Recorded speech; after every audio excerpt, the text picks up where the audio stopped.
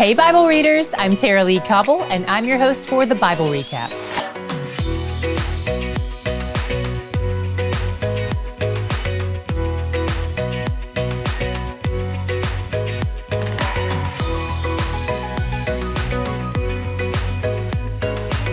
Yesterday, we ended with Joseph's brothers selling him into slavery, and he was subsequently sold to a man named Potiphar, who worked for the king of Egypt. Joseph's brothers had led his father Jacob to believe he was dead, and Jacob was crushed. Today, we have a brief intermission from Joseph's story where we follow what's happening at the same time in the life of his half-brother Judah, Leah's fourth son. Judah finds a wife from among the Canaanites.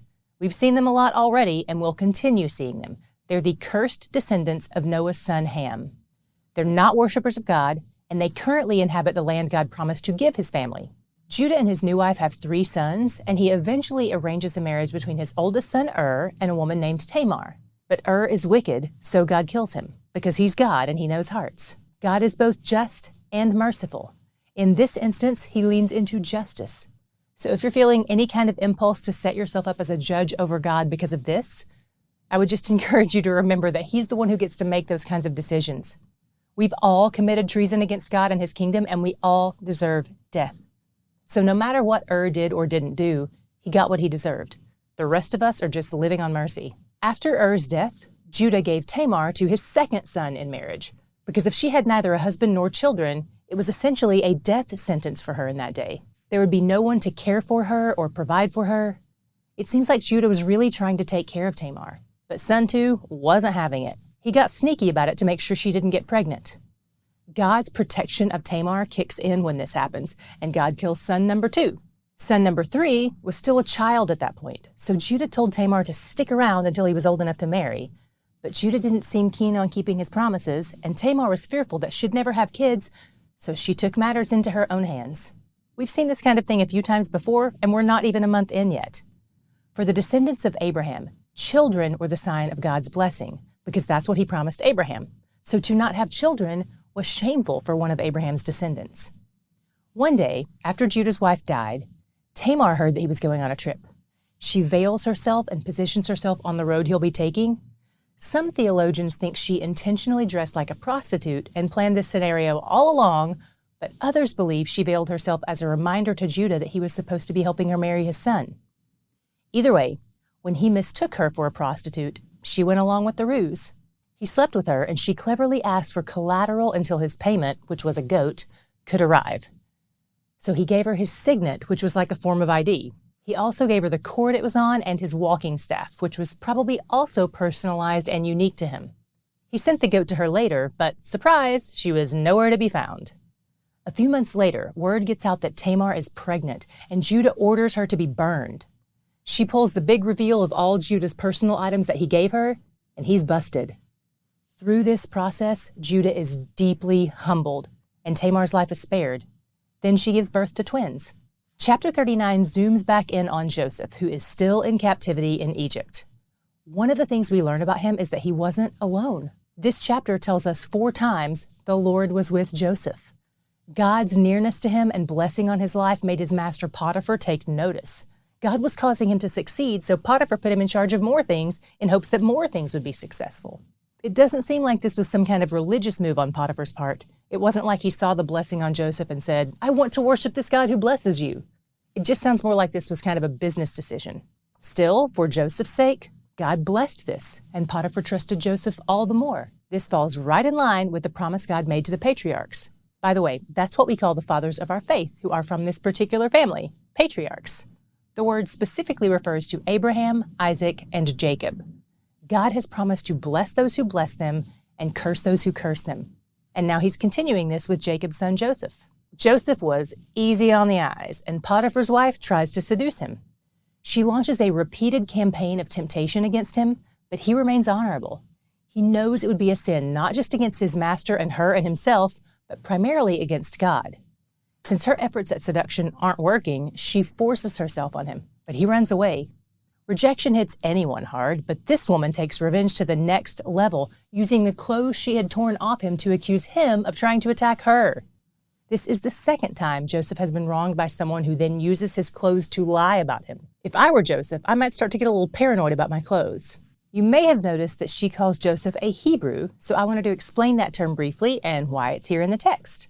First of all, Abraham, Joseph's great-grandfather, was from Hebron, and there seems to be a close association with the people of that region generally being referred to as Hebrews.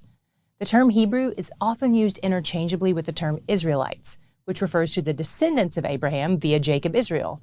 So Hebrew is usually more of a geographic identifier of a person, and Israelite is often more of a reference to lineage.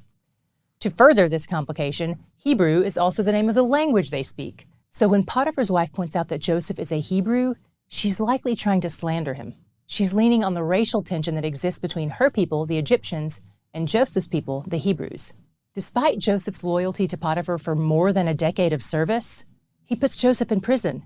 There's not even a trial where he can defend himself because he's a Hebrew slave in Egypt, so he has no rights. But guess what? This is where we see two of the places that the chapter tells us that the Lord, capital L-O-R-D, intimate, personal Yahweh, was with him. We don't have any record of Joseph having personal conversations with God like his ancestors did, but God makes it clear that he's with him there. And because God was with him, Joseph gained favor with the guards and continued to succeed even in prison. After Joseph becomes the highest-ranking prisoner, two new prisoners show up, the king's cupbearer and chief baker.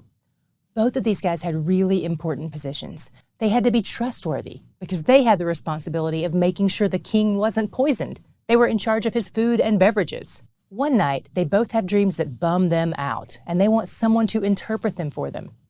In ancient Near Eastern culture, dreams were viewed as messages from God, and there were lots of magicians who could interpret your dreams for you. But there apparently weren't any magicians in prison, so these two guys were stuck. Joseph knows that only God can provide an accurate interpretation for any messages he sends via dreams, and Joseph also knows that God is with him. So he steps up in confidence. He interprets the cupbearer's dream first, and it has a favorable outcome. He'll be restored to his position in 3 days. He's overjoyed, and Joseph knows that the cupbearer's reinstatement could be the key to his own freedom as well, so he asks the cupbearer to put in a good word for him. Then the chief baker shares a dream, but the interpretation is not so awesome. He's going to be killed in 3 days. It's pretty clear from Joseph's interpretations that he isn't just trying to win friends by saying nice things. The king's birthday is 3 days away, and everything happens just as God had said and Joseph had interpreted, both good and bad. But the real letdown for Joseph is that the cupbearer forgets about him. Where did you see God's character or attributes show up in today's reading? My Godshot was in the story of Tamar and Judah and his sons. The whole story is filled with sin from top to bottom. Wickedness, fear, deception, manipulation, hypocrisy, prostitution, and/or adultery. But here's what I saw about God in this. I saw his faithfulness. Despite all the ways these people were unfaithful to him, he remained faithful to his promise to their family. How do we know this? Matthew 1 lists Judah, Tamar, and their son Perez in the lineage of Jesus.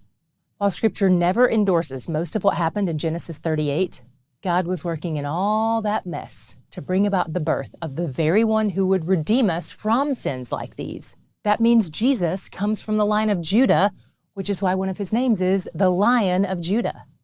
Judah was a broken man. Tamar was a broken woman. And we don't know a lot about their son Perez, but I'm sure he was no walk in the park either.